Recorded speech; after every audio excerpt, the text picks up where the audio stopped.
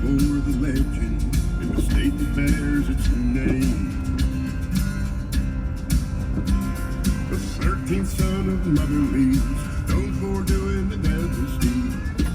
He keeps playing You Can't Find Me and always wins the game. With the Jersey Devil Hunter, beware the setting sun. The Jersey Devil Hunter, I'm always on the run. From cedar swamps to pygmy pines, present day to ancient times, the shadow of his bat wings bring terror from the sky. Impossible are pleasant dreams, the horror of his nightmare screams proves the old-time legends are the truth and not a lie. The Jersey Devil Hunter, beware the setting sun. The Jersey Devil Hunter, I'm always on the run. The good Lord only knows if this hunt will ever end. Committed to this life and this road full of bends, living life as wild as the creature I see. Unchained like the wind is the way I was born to be. With the Jersey Devil Hunter, beware the setting sun. The Jersey Devil Hunter, I'm always on the run. The Jersey Devil Hunter, beware the setting sun. Yes, indeedy, the Jersey Devil Hunter. I'm Paul Evans Pedersen, and that's what we're doing, hunting for the Jersey Devil. Today we're out here in Winslow, which is in southern, or I guess you'd call it southeastern or southwestern Camden County, right on the border of Gloucester County and Atlantic County. And it's pretty thick back here. And there's been a lot of sightings in this area of the Jersey Devil. We're not that far from the Blue Hole. So, and as a matter of fact, the Blue Hole is actually a part of this wildlife management area, is what they call it. It's not that it's really managed, but it's just set aside like something like a state park, but it's just a place where you're liable to see park rangers or, you know, people riding around, official people riding around. And this is like one of the very first settled areas of South Jersey. Winslow Township is very old and known for its sugar sand, which was the main ingredient used in old South Jersey glassworks. You know, this soil out here, as you can see, is nothing but sand. And in some places you might as well be riding along a beach. As you'll see a little bit further up here, it's like you're on a beach, and it looks just like sugar that you would put in your coffee, and it can get your car real stuck. I've been stuck in it several times, so I'm not going to drive in it to show you. I don't know if you can see real good the left side of the road and the right side of the road, but you can see where the fire was. There was a fire back here, and you can see all the green on the right side, but the left side is very little green. It hasn't grown back yet, the green foliage. But our friend has been known to visit these parts. Mother Leeds' 13th son, the Jersey Devil. I don't know that he was ever formally named. I don't know if they ever bothered to name him. I think he scared everybody in the house, is one of the legends, or killed everybody in the house before they had a chance to give him a name. So he's just known as Old JD. But we're out here looking for him. And we opened the show with our new theme song, a song I wrote called The Jersey Devil Hunter. And the music was performed by Jimmy Heffernan. You can check Jimmy Heffernan out and what he does at jimmyheffernan.com. You know, give the site a good look, because if you have a song that you have in your head and maybe want to get it recorded, he's the one to do it. Boy, there's the sugar sand I'm talking about. Look at that. You'd have to have a good four-wheel to get up that road right there. That'll sink you right down to your doors. So we're staying out of it. But you hear a lot of horror stories about people that come back here on a picnic or just back here cruising around, and they get lost. And in a lot of these areas, you don't have cell service. So unless you know how to get out of sugar sand, unless you have a winch in your vehicle, which I do, just in case, you have a long walk to go get they don't even have payphones anymore. You'd have a long walk to get some service so you could use your cell phone to call a tow truck. So before you go driving into this stuff, it's best to know that you can get very stuck. I don't know if this might be a cop coming. It looks like it. I don't want to give him too much room because I don't want to get stuck in that sand. That ain't a cop. So I always give people the benefit of the doubt and wait for them to get past me. Because you get up there and the trees get real close on each side of the road, and somebody's got to go backwards. And that's never any fun. Man, I don't know what that noise was. Something back there making some kind of racket.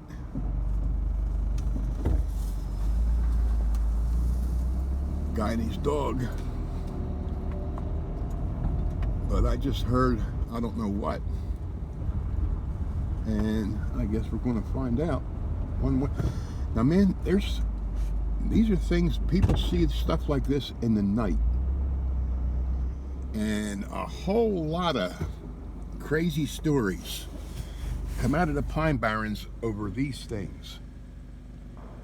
What in the world? Yeah, somebody's shooting at something. There's something going on back there. And there's a name for them gatherings of branches up there. It looks like a bear sitting there, or something disguised. And when it gets about dusk and you see something like that, it scare the hell out of you. But it sounds like a plane out of control, which if somebody's shooting at the plane, you know, it could happen. But things like that you see up in the trees will give you the chills if you see them under the right conditions. And when it's getting dark or just getting light and maybe rainy and a little cloudy, your eyes play tricks on you and people swear that them things move. And then the next thing you know is, oh, I saw the Jersey Devil up in the tree. But there is a word for them, and I'll find out what it is. But they're definitely known in the Pine Barrens.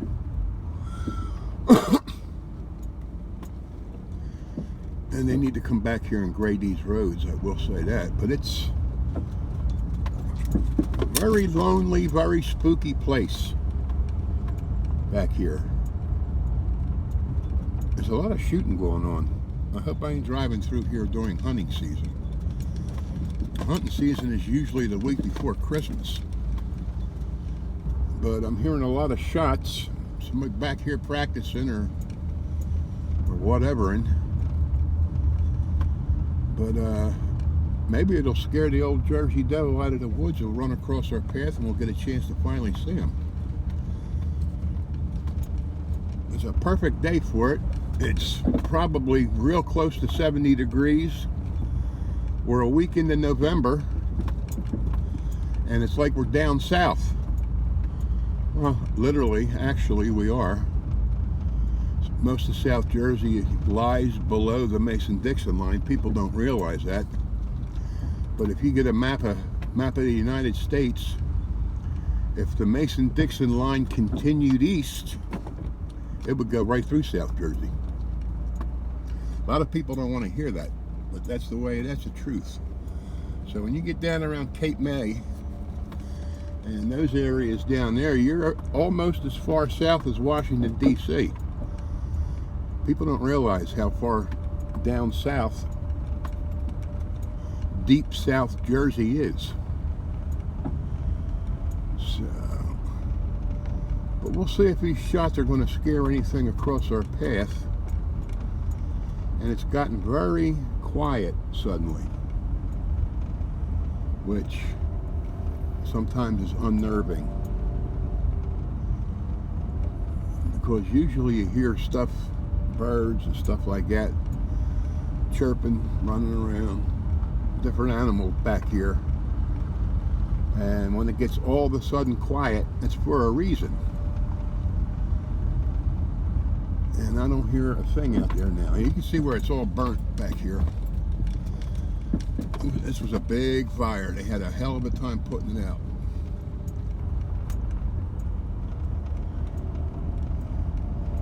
But thankfully this road acted as a fire break and stopped it. It didn't cross over.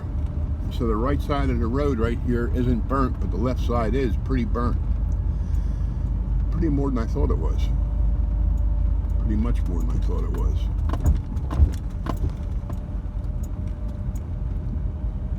So you never know what you're going to see coming up over these hills. It's always an adventure. You never know what's on the other side of it or what you might find. And one of these times I expect that I'm going to see it standing there waiting on me. At which time you will see how fast the cruiser goes. She picks up pretty good. Now you'll notice right here there's these blue dots on these trees, and I have no idea why those dots are painted there. There's arrows that point down, so I guess it's to I can see why. There's a drainage pipe right there that goes under the road, so I guess that was put there by the management people. There again is the perfect example of sugar sand. I mean, that's like being on the beach right there. So we'll stay real far from that. Then you got guys back here that come back here with their four-wheel drives and try to purposely get stuck in it to see if they can get out of it. And what happens a lot of times when they do that is they dig trenches and tear up some of the wild stuff that grows back here. You know, there's 30-some different kinds of plants that grow in the Pine Barrens and nowhere else.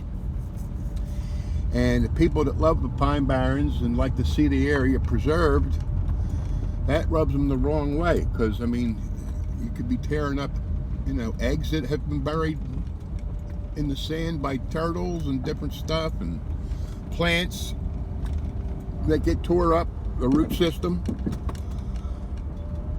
So, I mean, there's places that you can go ahead and do that you're not going to tear stuff up. But it seems like as soon as they tear an area up, they look for a new one. And there's parts of the Wharton Forest that are unrecognizable. They're so tore up. And it's really a shame. There's somebody, I guess, getting ready to go hunting. Really a shame to see what they do, how they tear the pines up. How we doing? A lot of people just come out here and just to get away. Don't necessarily have to be hunting. As you can see, there's nothing back here. The woods and your imagination.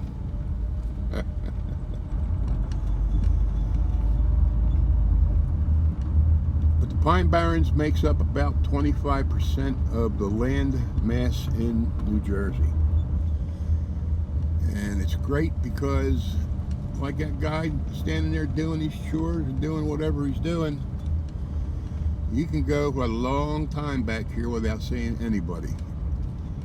And I mean, New Jersey, there's 39,000 people per square mile in some parts of this state, up near Newark and Patterson and all that up in there. And then down here, you can, like you're saying, you can go and see nobody per square mile. No population back here. And it's your best, if you're into looking, you know, watching the stars and have a telescope, you bring your telescope back here at night and you'll see so many stars you won't believe it. So that's one of the cool things about living in South Jersey.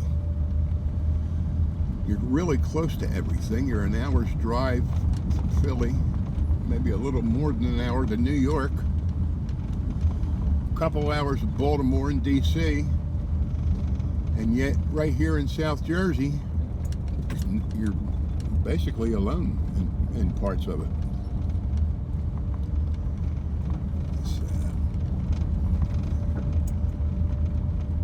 There aren't many roads back here that I haven't driven down, just for the sheer adventure of, you know, exploring a place that I haven't seen before. To me, that's somewhere in my DNA. I've done that since I can remember. I first started coming out in the Pine Barrens when I was in, second grade, I guess, or first grade. And I've been coming out here ever since, every chance I get. And you see and hear a lot of stuff back here. It's very strange. You go from one extreme to the other. You can be back here with, you know, dense, thick forest like what we're going, and then suddenly come up on a field there's nothing in it. It's amazing. And who knows why, you know, somebody came out here to dig, or if they had permission to cut down trees and plant a crop of something. I don't know if they have to lease it or what they do, or maybe the state does it. You know, back in the days when they had work farms, I could see it, but I mean, now you have people back here putting fields of corn in and fields of this, that, and the other thing, just right out in the middle of the woods. Which, talk about speak of the devil, right? There's a whole field of something got planted and harvested. To me, this is where you're always going to find something. Something about a tree line. You're going to see something run.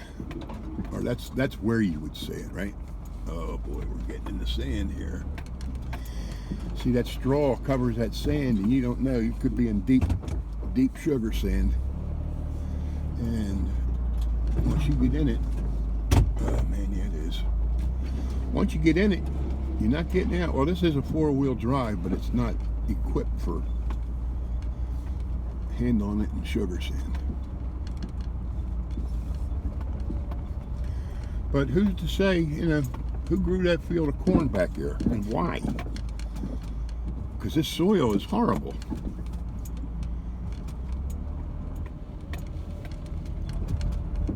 And it took a hell of a lot of effort to clear all those trees out of there. Now, did I just see something run across there? I'll have to check the video when I get back. I thought I just saw something run across the road, maybe a deer or something. Man, it is quiet.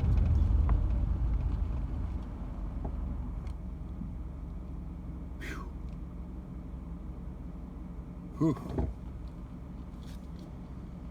There is nothing moving. Listen to this.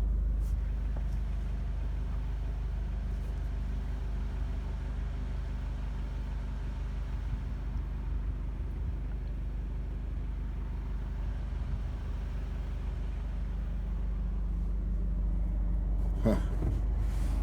Absolutely. Hush, hush, sweet Charlotte. Man, usually you hear something back here, right?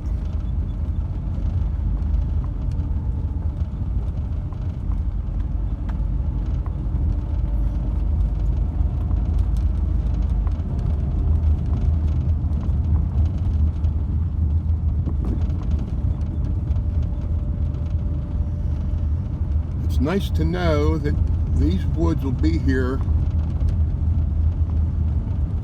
hopefully forever.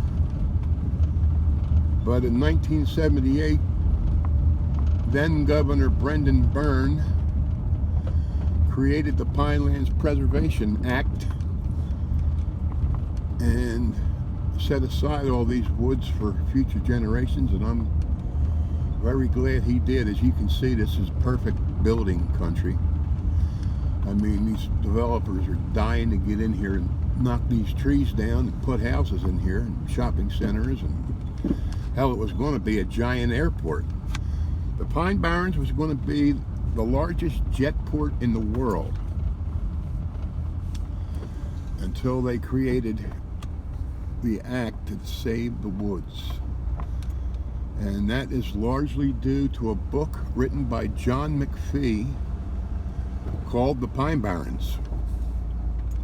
And it started out as 2 long articles in the New Yorker magazine. He turned it into a book, and Brendan Byrne read the book and said, "No, we're not going to allow this to be taken away from us," and created the Pinelands National Preserve. Now, as you can see, all of a sudden,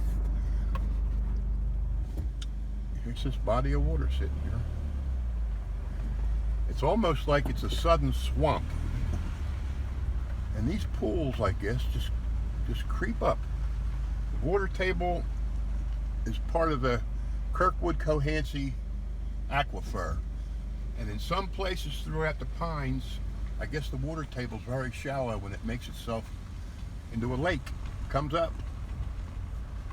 And I know in Medford Lakes, there's a bunch of them. You're just driving along and you'll see like a string of lakes. And it's all cedar water. It looks like the color of dark iced tea. And this is thick in here. Huh.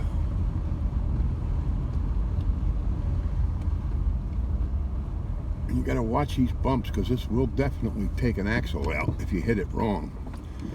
If you come flying through here, you can definitely lose a tire or snap an axle. So, but you could see something running through here, run across here, and have it scare you to death and jam on the gas pedal, and next thing you know, you're flying into one of these swamps or into that lake, pond.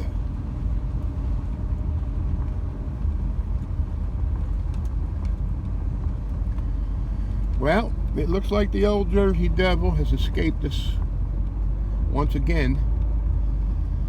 But tune in. We're going to find him sooner or later. And I will see you the next time on the Jersey Devil Hunter. Thanks for watching.